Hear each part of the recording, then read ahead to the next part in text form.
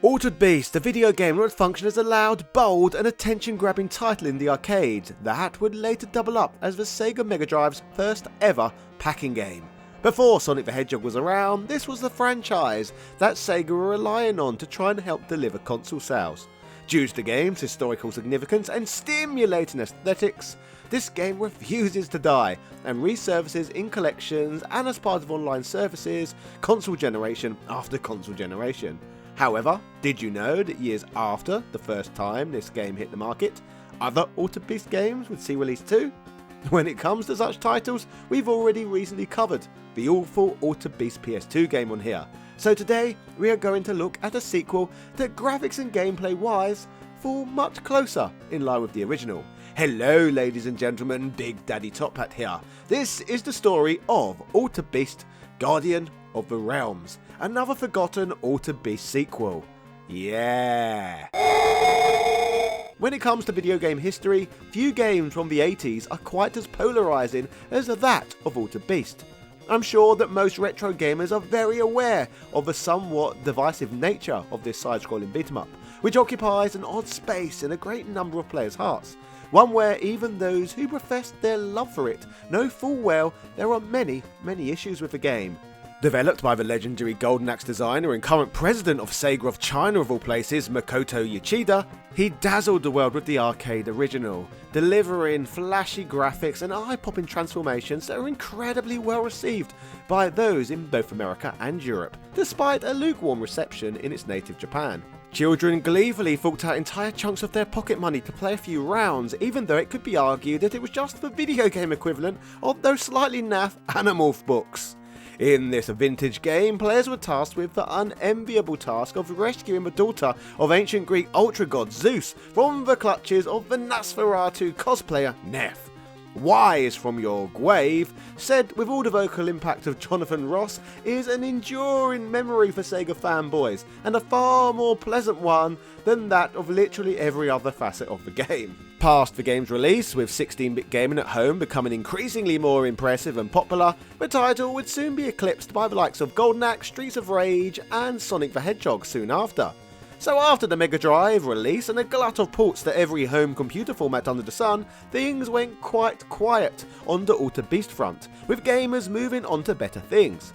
Personally, living through the 16-bit console wars, I certainly can't recall having any school friends clamouring for an Altered Beast 2. But lurking somewhere was a person, or persons, who thought that the public hadn't had enough of slowly kicking demons, or transforming into the most violent members of the fantasy animal kingdom. Although saying that, I don't remember the honey badger being in Altered Beast, which to this day still stands as a clear development oversight. Still, with Altered Beast pushed to the deepest recesses of many people's minds, and not a honey badger in sight, 14 years after the game's initial release, the sequel that literally nobody asked for became a reality. The game in question is known as Altered Beast, Guardian of the Realms, and this title existed in handheld form. Released on the Game Boy Advance towards the end of 2002, Altered Beast, Guardian of the Realms was developed by a small Game Boy-focused development studio called 3D6 Games. These guys worked exclusively on software to be used on either the Game Boy Color or the Game Boy Advance, but this did not seem to be the most sound business plan considering their fate. You see, 3D6 Games only operated for roughly 3 years before shutting shortly after the release of this Altered Beast sequel, which raises the question, what went wrong here? Well, the release of a sequel to a long forgotten and largely considered mediocre franchise did not bring in the required income needed to keep them in business, of course. Who would have seen that one coming? As for the company's short history, founded in 1999 by William S. Schmidt and Troy Sheets, 3D6 Games cut their development teeth with Game Boy Advance titles such as Madden, NFL 2001, Tetris Worlds, and Disney's Atlantis: The Lost Empire. All forgettable, truly riveting gaming affairs. The company founder, Schmidt, is a rather prolific figure in the handheld development scene, and outside of 3D6 worked on titles such as Grand Theft Auto Advance and the Rayman 10th Anniversary Edition. He also went on to help produce games such as UFC Undisputed 3 and Fight Club on consoles, showing that he has chops outside of the world of portable gaming at least. Schmidt's co-founder, Troy Sheets, does not possess quite such such a varied CV as his partner, having only really worked on the first DLC for long forgotten MMO City of Heroes in his post 3D6 career. Here's the hoping that he bounces back and has the last laugh at some point though. So anyway, back to the game at hand. As we discussed earlier, Altered Beast Guardian of the Realms is a direct sequel to the classic, and it acts as if the whole "you are actually an actor in a film" revelation at the end of the arcade original never happened. Maybe it was all some sort of fever dream, and the sick player character was just rationalising his existence by putting his monster slaying habits in the context of acting. Or maybe they just decided to do away with what had always been a ridiculous piece of storytelling to begin with. Once again, the player takes the role of a Centurion, or Guardian if you prefer, resurrected by Zeus in order to stop the rebellious Dark Reaper, Arcanon. Arcanon, tired from serving at the whim of those on Olympus, stole the realm keys and with the aid of his newly formed army, takes over the fabled Hall of Realms.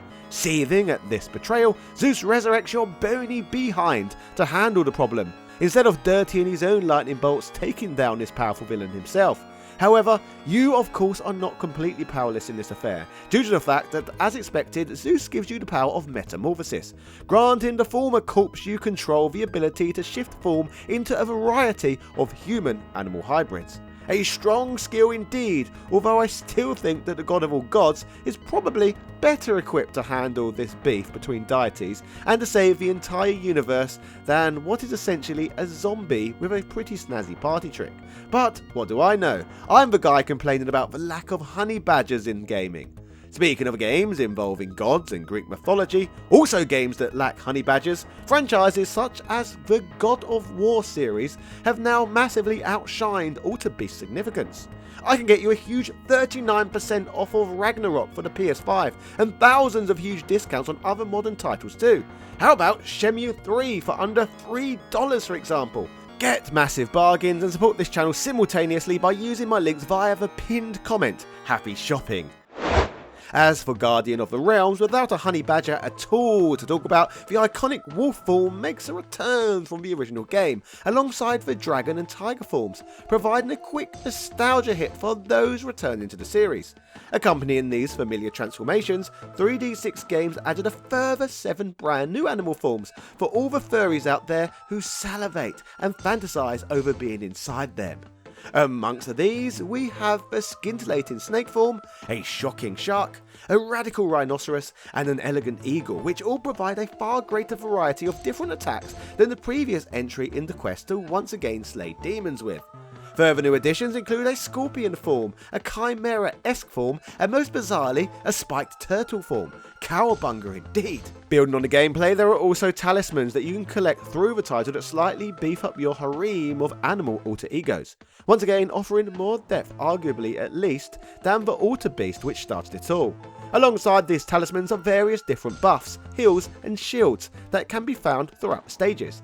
These all have rather amusing titles such as Armageddon, Berserk, Inner Fire, and my absolute personal favourite, Ambrosia. The delicious Devon custard that has been a staple in British schools for many glorious years, and it's extremely useful in this game as it functions as a full heal. For those who play Guardian of the Realms, the title offers 15 levels and accompanying boss battles for the player to tackle. From locales such as the island of Crete, a location where my family own a holiday home, and we have shot many episodes of handhelds around over there in the past. Thinking about it, why didn't I cover this game while shooting over there? What a squandered opportunity stylistically. Further from this, we have stages such as the Dreamscape, Vulcan, and Despot. It's all a bit weird. Comparing this handheld title directly side by side with the original, I guess this makes the first game's offering of 5 levels seem pretty paltry, but let's not forget the advances in game memory storage between the development of the two titles. I must say that the new stages all look pretty lovely, and again are certainly an upgrade in the visual department compared to the original.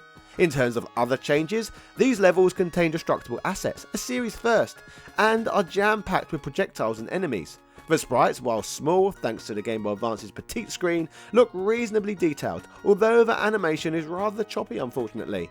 The backgrounds are all also rather pretty in their own way, giving the game an overall nice look, but nothing mind-blowing. Much like the series as a whole really then. As mentioned previously, each stage comes with a boss battle at the end of it. These brutally tough fights come in many different guises, such as a giant undead centurion warrior, a massive earthworm, and a tribal demon. Taking down these huge monstrosities is an incredibly difficult challenge, and if you deem yourself unable to complete these tasks single-handedly, then do not worry, as you're in luck, thanks to our old friend the link cable. 2-player co-op play is possible and is encouraged, as it gives you a far greater chance at completing this tricky action platformer. Oh, how the link cable, yeah. After you and your friend, that is if you have one, have bravely button mashed your way through the many levels of carnage, you face off against the evil Arcanon. In this foreboding encounter, the fate of the universe is in both sets of your undead and uneasy hands, as the tough as nails level swings into action.